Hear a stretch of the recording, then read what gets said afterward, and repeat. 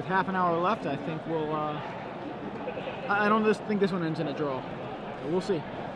Bronzie Fain on Black Red Zombies, another list that we haven't seen too often recently. Rakdos, Guildgate, and go. In comes the team. Bronzie Fain, burn in response, or not in response, burn during combat. Experiment 1 is Searing Speared, and Burning Tree Emissaries both connect.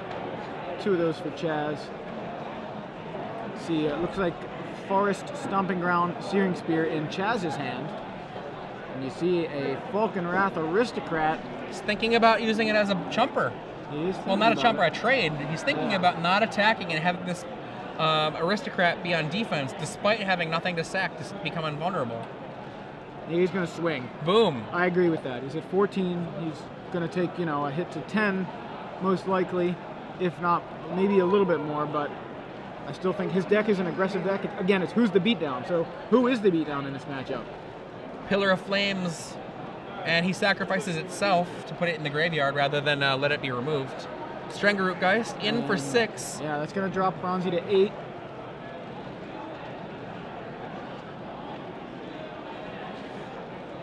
Bronzie draws. No miracle. I don't know about this matchup, but right now Chaz certainly is the beatdown. But I still liked Bronzie's play of Absolutely. Aristocrat attacking. Absolutely.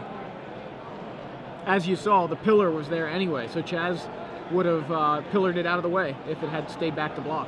Knight of Infamy comes down. I believe there's a Victim of Night and a Falcon Wrath Aristocrat in hand.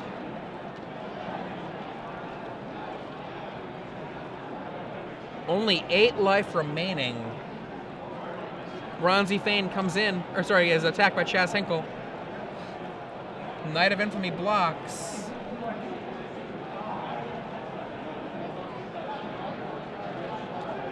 Yeah, this is just pretty much a trade here.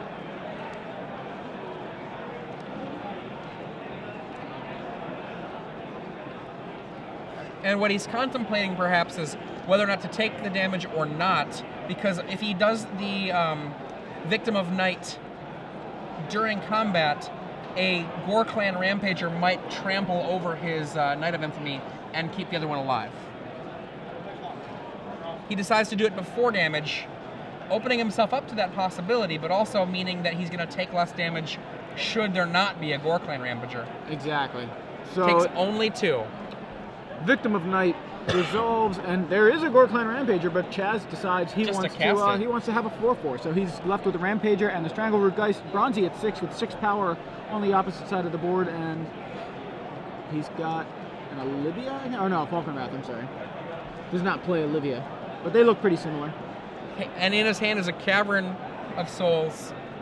Chaz in great shape here.